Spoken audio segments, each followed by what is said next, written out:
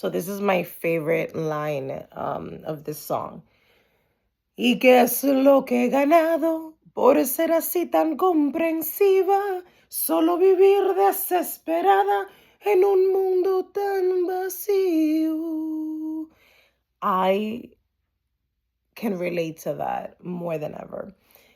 Living in a world where you start to question, what was it for, what was the mask for, was it worth it having a mask and being fake to fit in, and shrinking myself because it was easier to follow the crowd than to stand alone and be the authority of my life, be sovereign in who I am. And it it has taken a lot of work to be here, but I'm just so excited to finally let myself be seen in a different way and know that I can take up space, that I am meant to be wherever I decide that I want to be, because that's life. You get to choose the direction that you want your life to head in, and no one needs to choose for you. And I think it's just amazing how and I understood the lesson. I understood why it has, there's parts of me that sometimes gets like sad that, wow, damn, I wasted so much time. And I get it. Then I tell myself time is an illusion. Thank goodness you found out now. Imagine being in your 60s and 70s and 80s still in the same damn patterns and in the same environments that just don't fulfill me anymore, that just don't spark anything in me, that don't fulfill that need of me to grow and learn, and it's like, I want to use the word insatiable. I wonder if I'm saying that right. It's like this insatiable feeling, this thirst of just wanting to just see it all. And I understood why it had to be the way that it had to be. The lessons, the people, the relationships. I've had really tough relationships. And I'm not just talking about like romantic love. I'm talking about um family, friendships, career, really, really tough, tough relationships with people who just did not like me for being me, or because I've realized that I, now knowing who I am and really doing the work of just figuring out like, who is this avatar, like who is this human, like who am I in my darkest, and who am I in my lightest, and how can I stay in balance, right? Because I'm not afraid of the dark anymore. I'm not afraid of um and I can go into a whole thing of what the dark is, right? But for the purpose of this video, um, I'm not afraid of the dark because I walked it. I had to walk the dark to find my light. It was the only way, and I think that's what um, a lot of us. I mean, listen, I was born in the dark. I was literally born in the dark, and in the dark she has risen. In the dark, I found my light. In the dark, I saw myself really and truly for who I am, all of it, right? And I'm someone that likes integrity. Like, I like to live by integrity. I like things. I'm very just. I'm very fair. Definitely in another lifetime I was a judge, because maybe it's the Libra in me, right? Libra, if you're into astrology and if you're going to be following me, I'm going to speak a lot about astrology, and that's because I find the system of astrology fascinating, especially because I can relate, um, doing a lot of like understanding my chart and who I am and why I was designed the way that I was. It truly helped me in my development and figuring out, like, why do I have all these emotions? Like, why am I so emotional? Why do I care so much about what people think and feel and say? Like, what the? I just didn't know that I'm highly empathetic, and I can walk into a room and automatically I can sense, the energy. It's a gift and a curse at the same time. And a curse if you don't know the power of it, right? Like it was a curse for me for a long time because I did not know what was mine and what was other became mine, and I got lost in that sauce. I didn't know, oh my God, like, wait, these feelings of lack, these insecurities, these negative thoughts, they're not mine. They're not mine. They were never mine. It was just something that I either inherited or a story that I told myself and believed it and just stuck to that and just repeating the patterns in all the relationships, right? Because I truly believe that I came here to express um, love at its highest form. Like, I came to learn what true self love is.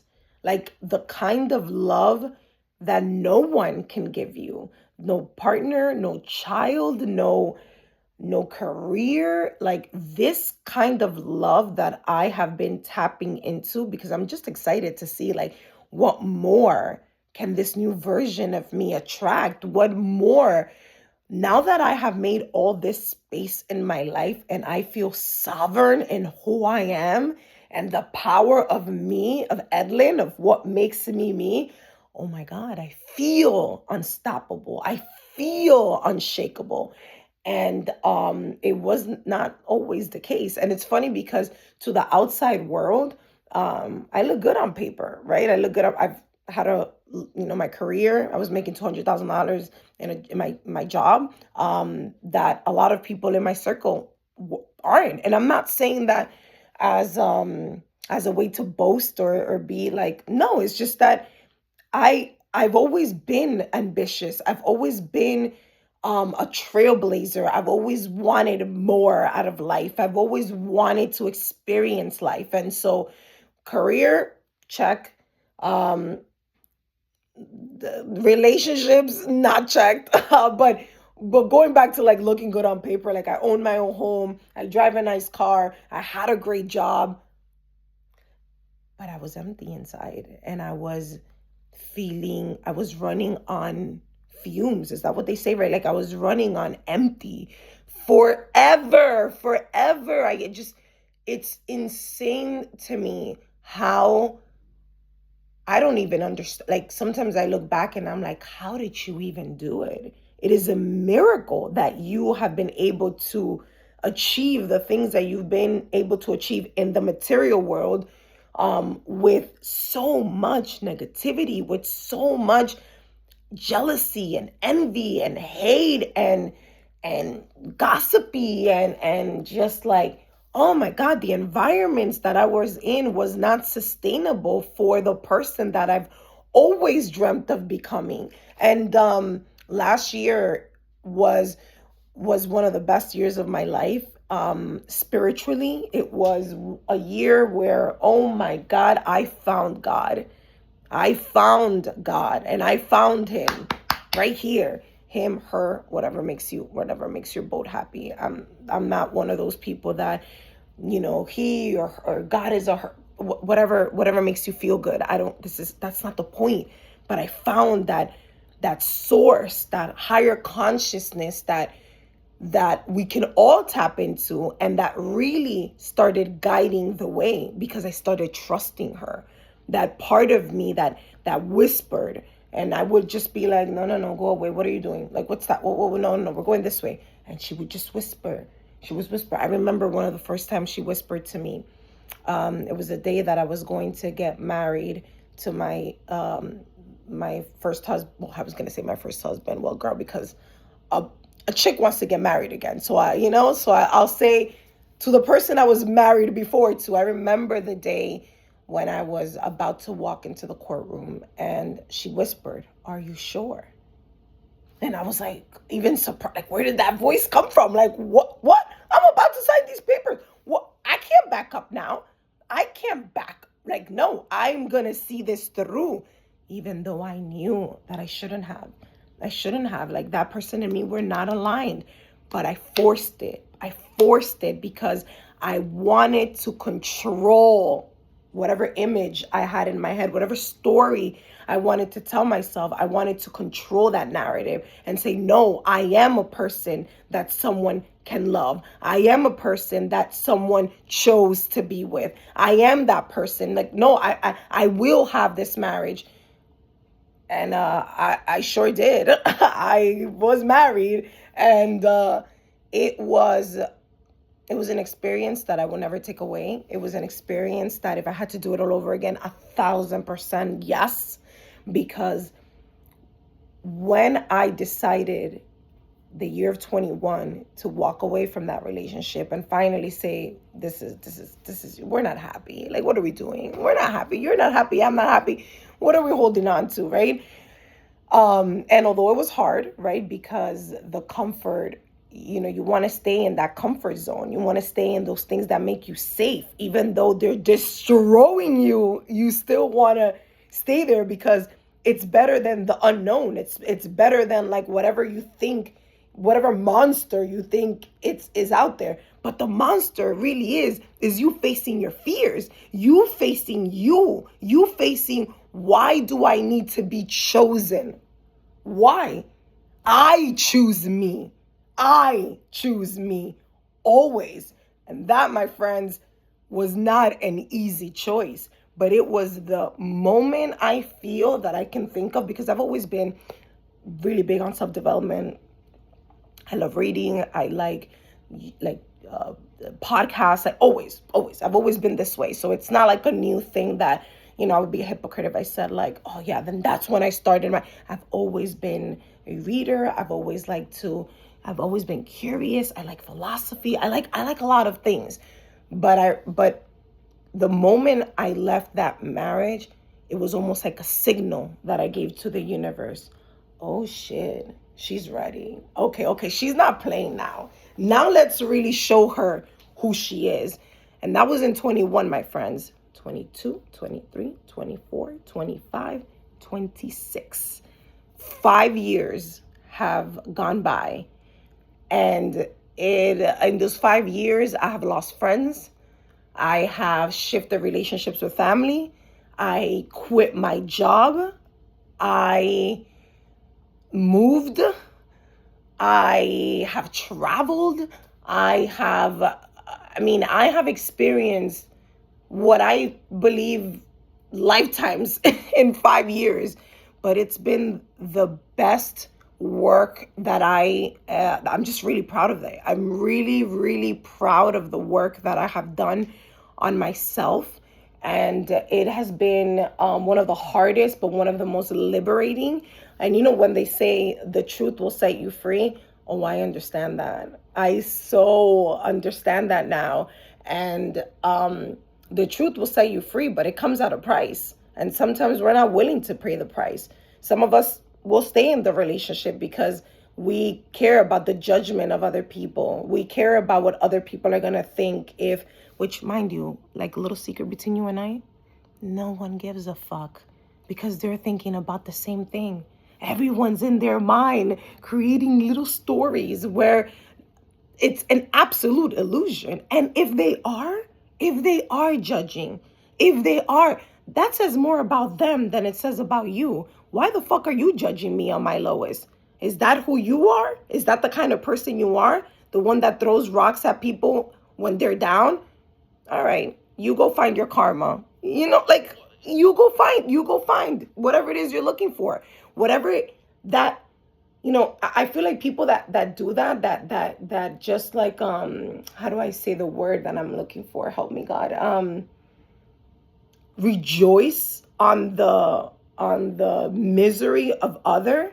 Ooh, I feel bad for those people. I feel bad because it just tells me that, you're a lonely soul, a soul that has not found love, a soul that, is living out of external validation and whatever it is that they feel that they're gaining from it. My goodness. I felt the overwhelmed in my body. Oh my God, I'm just so happy not to be in that space anymore and to just like even this for me is like, because you know what? God wants me to speak. And I've been, for a long time, I've been like just pushing it away, just pushing it away. Like, oh God, but really? But do I have to? Like, I just want to live my life. I want to have fun. I want to make money. I want to travel. I want to have cool experiences. Like, who am I to teach? Who am I to say anything to anyone? Like, but it's like this, and I say this in the most respectful way. God, you know I love you. It's annoying. It's like this thing that doesn't want to let me. Girl, you were born to speak. People need to hear you. People, and I've seen it time and time again and again, guys. Like, this is not me, which I also don't give a F if that's what you think. If that's what you think, then clearly you don't know me, or my energy is not in your same frequency, and that's okay. Sending you love. But for those people that really can feel what I'm trying to emit here and what I'm trying to transmit, um, oh my God, it is so effing liberating to be you, whatever that means to you. It is so, it's the gift from God when you're able to align yourself to your true divinity, to your true essence, to what makes you you, right? To what makes your heart speak. And for me, it always has been to inspire and motivate. Like, I've always, ever since I can remember, I've dreamt about being in stages and speaking to people and inspiring and motivated, but I always felt like a fraud. I always felt like an imposter because I'm like, who am I to be telling people when I can't get my life in order? And I understood that I had to get my life in order first. Like, God, this has always been my purpose, yet I have never been able to step into it because I've been afraid. I've been very afraid. I've lacked a lot of courage. I did not respect myself.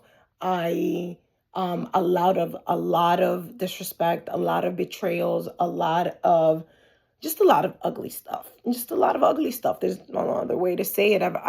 But I've learned from it. And one of my favorite sayings is, I make lemonade out of lemons. And let me tell you, this lemonade that I'm about to make right now in my life, in this next chapter of who Edlin is becoming, will be the sweetest and most refreshing lemonade I have made up to date. Like, and it's funny because I laugh, and I laugh to myself because I think about, oh my God, like, nothing in my outside has changed. My external is still the same. I live in the same place. I still don't have a job. It's not like I'm rolling in money. Bills still got to get paid.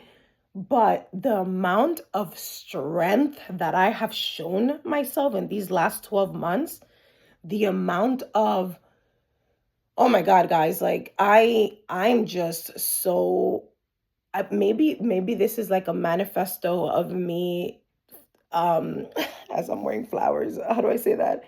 Um Showing my, no, there's a word for it, that people like, give her flowers or something like that. Well, I'm giving myself my own flowers by even recording this, right? Because we're still healing, we're still working through being seen, being felt, being experienced in this way by the other. Like, this is, I, I sound confident, and I am, I honestly am. Like, I do feel, I feel alive. I feel alive in a way that I have never felt in my life. And I want to give that gift to other people. I want to liberate other people.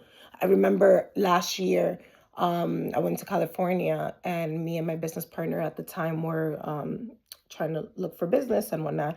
And we went into a particular business, and my partner wanted insistently for me to meet this person. I'm like, oh, whatever, I'll meet her. I mean, and I knew why. It was like God sent, because after, we finally met the person, we sat down, we started talking, and the woman looks at me and says, "Oh, wow, girl."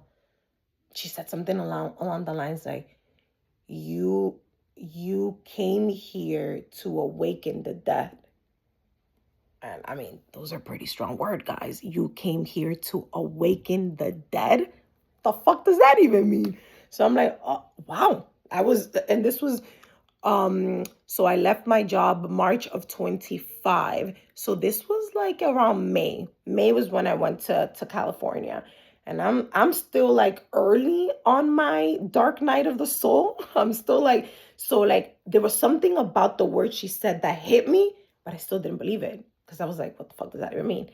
Now that I look back and all that I've experienced, all of the magic that I have experienced, all of the wonders that God has shown me that I've been able to lean into and have been really surrendering to, like, what is it that I've gotten on my knees. And I'm not afraid to say that or ashamed to say that. I've gotten on my knees and I've told God, please help me. Like, what is going on with my mind? What is going on with my life? Is it constantly going to be this survival? Is it constantly going to be me feeling like shit all the time and feeling abused and betrayed and stabbed by other people, that I can't find genuine, authentic souls that just accept me and love me for who I am without the mask, right? Without me having to pretend or to be everything for the other, yet no one gives back to me in the same way. I don't even know where I went there. That was deep. But going back to the awaken, I've seen how every time I speak to someone, it's like I know what to tell them. I know what they need to hear to awaken themselves to the falsity, the illusion that they've been living. And it's so wonderful to see that.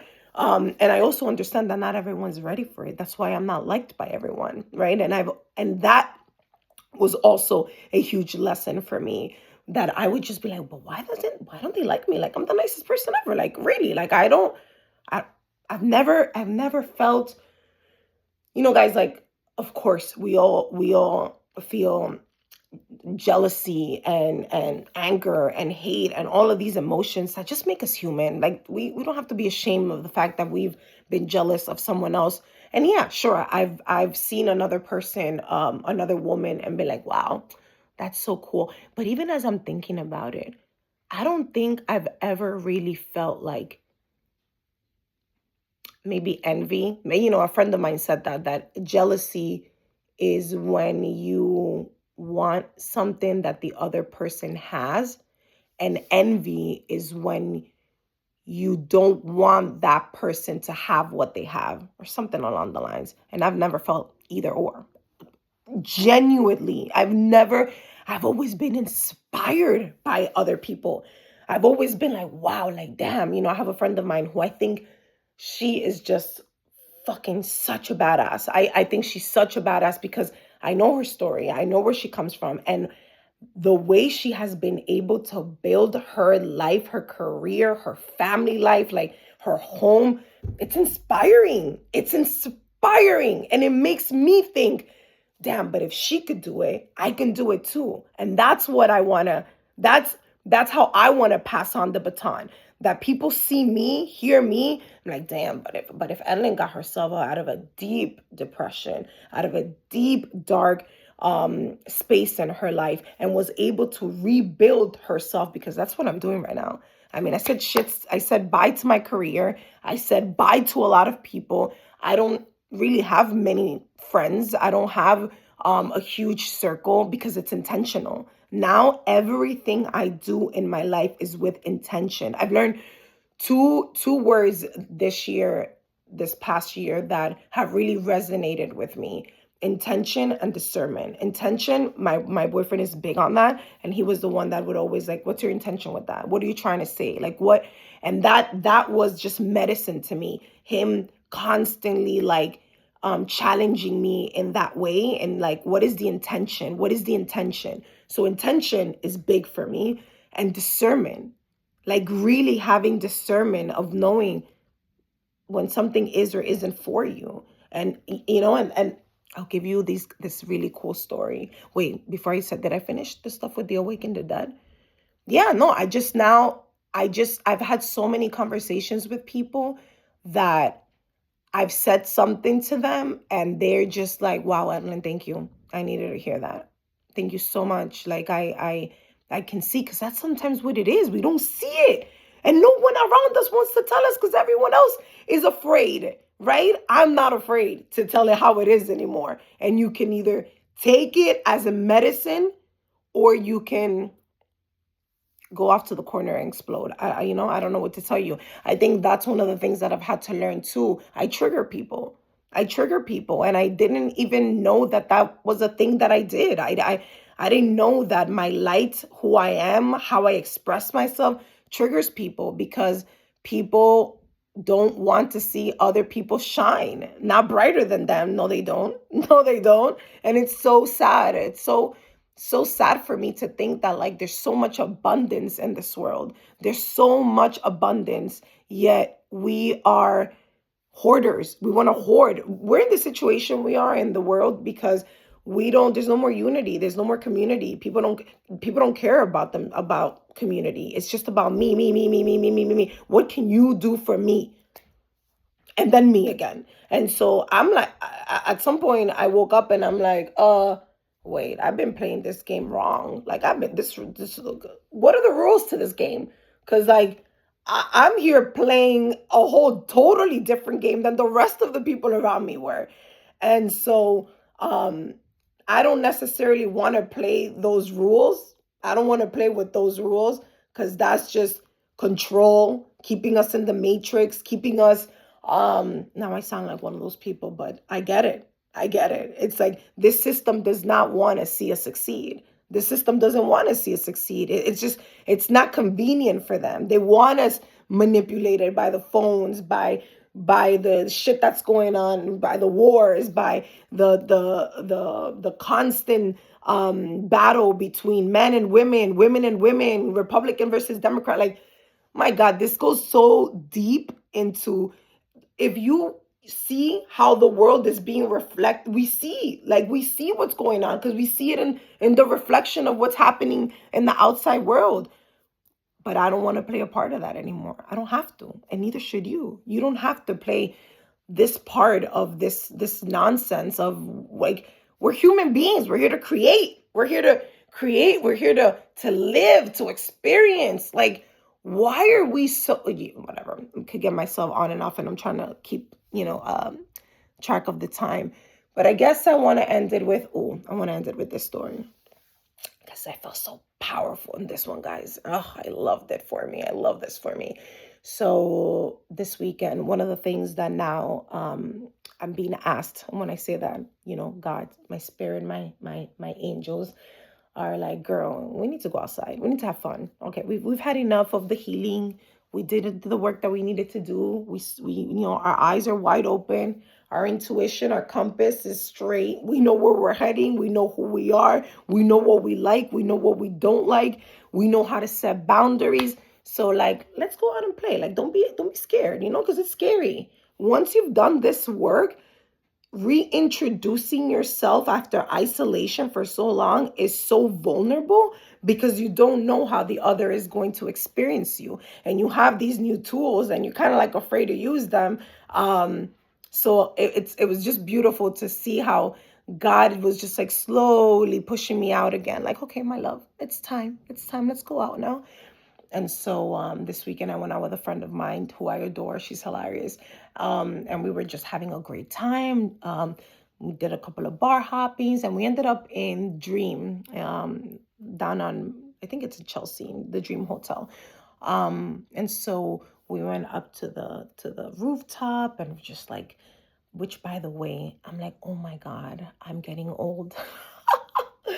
Oh, no shame with getting old, by the way. The older I get, the wiser I am, and I'm aging like fine wine, baby. So I'm okay with that. But it was just crazy to see like, oh my God, these are the kids. Like, this is what it was when I was 25 with the short dress and like hair did and all the stuff that we did. And it was just so cute to like have that flashback and see like, Oh my God, this is so cute. I love this. And so whatever, we're dancing, we're listening to music. We go to the patio side and like New York City in her glory, just looking fabulous. And I'm hearing these two guys talking about sales and marketing and all this stuff. And I'm like, damn, these guys don't have something better to chat about. Like they're in a club and this is what they're talking about. Oh yeah, whatever. But I peeped them, right? Like there's just something about, I registered that they were there. Um, then my friend and I go downstairs to the lobby, and I saw a sofa. Let me see, what time is it, guys? Because I have a meeting. Okay, I still got time. Um, so I went to the sofa. I sat down. She went to get us a drink. We're sipping on our drink, which was extremely strong. At that point, we were like, "Damn, I don't even know if we could finish this, girl. It would be irresponsible how we're feeling to get more of that alcohol." But anyways, that's another story. And the same guys that were up there come down, and one sits in front of me and the one is like standing next to me, and the energy, like they had so much energy.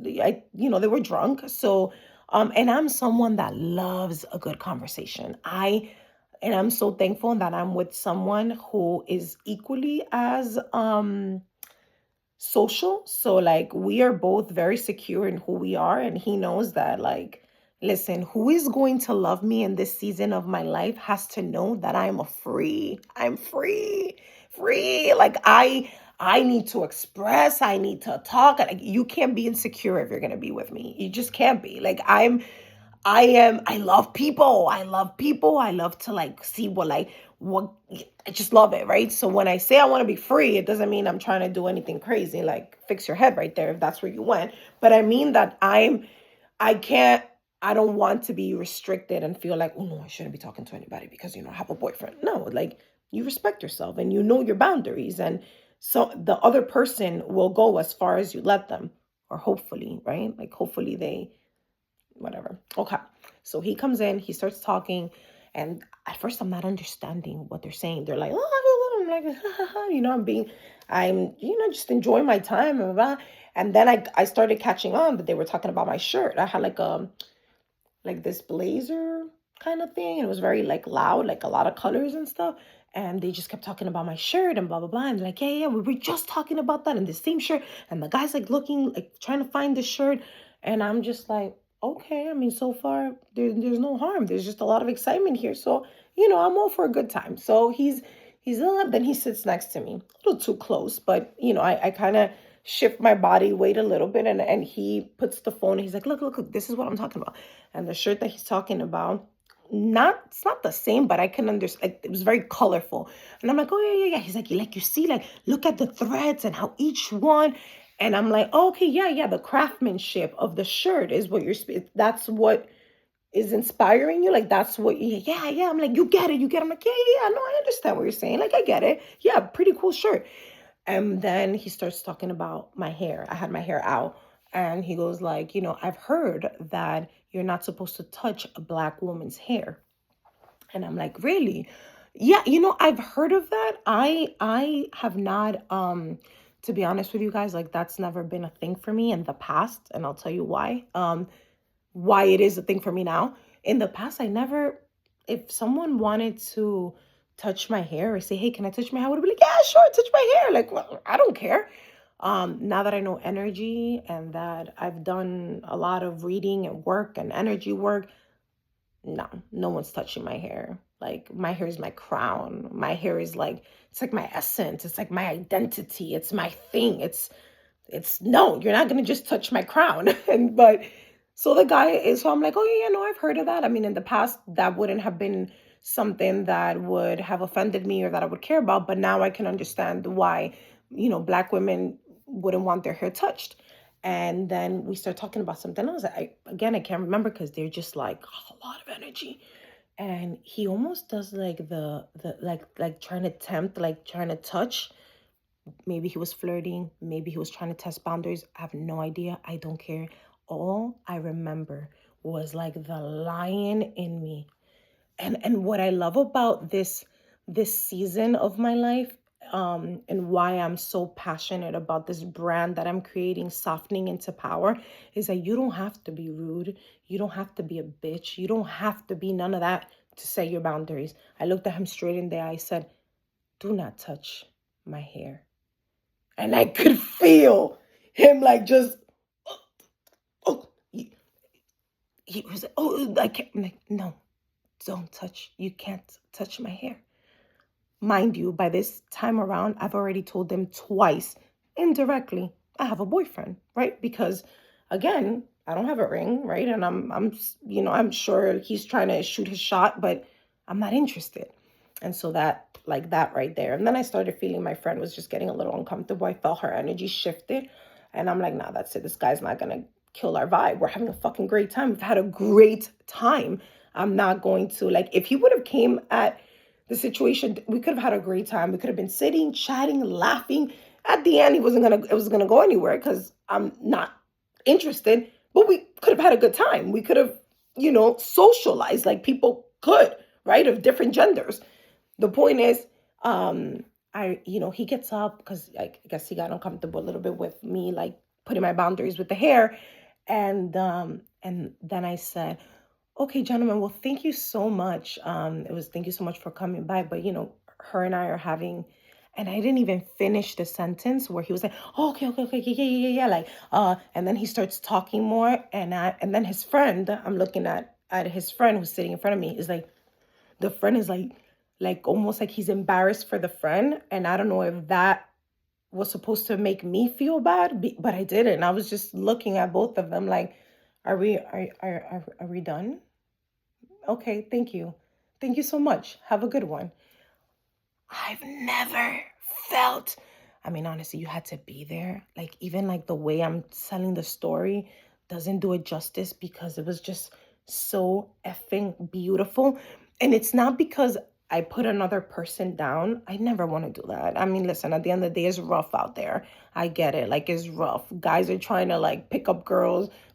Girls are trying to like find guys. Like, I get it. And I'm so thankful I'm not in that mess anymore. But it's like, come at me, approach me in a different way, my friend, because we're not doing whatever the hell you were doing, right? Like, it's just not working. And so after 10, they leave, and after a few minutes, 10 minutes maybe, me and my friend was like, okay, like, let's go. We've had enough. And we didn't even finish the drink because that drink, wow. Phew, dream, they sure know how to pour it. So we get up and we're walking out, and the guy comes to me again, and he's like, was it something that I said? Was it something I did? And again, I was like, oh, no, no, no, no, my dear. No, no, no. It's just me and her we were just enjoying our own time. Oh, yeah, sure, sure. Okay, okay. And he left. I was like, that's just like so amazing how God can teach you a lesson or can show you. Because I feel like for me, it was like the guy he was just an instrument to God showing me my power, God showing me that I can say no and not feel bad about it. I can say no. Your energy is just, I'm not vibing with it. I don't know. I'm not I don't care for it. So I can respectfully, tactfully, and diplomatically say, um, thank you so much for coming by. But me and my friend want to get back to our conversation, and it doesn't have to be like, clearly, obviously, he was, he felt a certain way, but that's not for me to carry. And in the past, I would have three things. I would have stayed in the conversation, even though I felt whether it was slightly disrespected or if I felt a little uncomfortable, but I didn't want to be like, oh, she's being too much or she's being too, so I would have just stayed there and be like, trying to fake it just so that, keep the peace. B, I would have told my friend, hey, let's just go. When like clearly, why should I go? Like, this is my seat, and I found I found the best seat in the house where the DJ was right behind. I got to people watch. I get to like have fun. I haven't been out in a long time, so why do I have to make myself uncomfortable by leaving so that, right? Or the third option was exactly what. So I said I did that. I did that. What would be the third thing? Or I would have just stayed silent and just had a face and been just passive aggressive, which that also doesn't help. Like, you don't have to be a bitch. You don't have to have the, like, why? We can just simply say thank you so much. I would like to return to the conversation that I was having. I appreciate you coming by, right? Like there's no, and a man that is in his authority, it's not going to feel any way about it. It's like, okay, no, I get it. There wasn't a connection. There's nothing for me here. So peace out, my friend, right? And so, oh my God, guys, I have so much to share. I have so much to share, and I'm excited to share with you all. I gotta go now, but welcome to Sip Wisdom. This is what I'm gonna call it, Sip Wisdom. So remember, sip is softening into power, and I gotta go. They're calling me. Peace.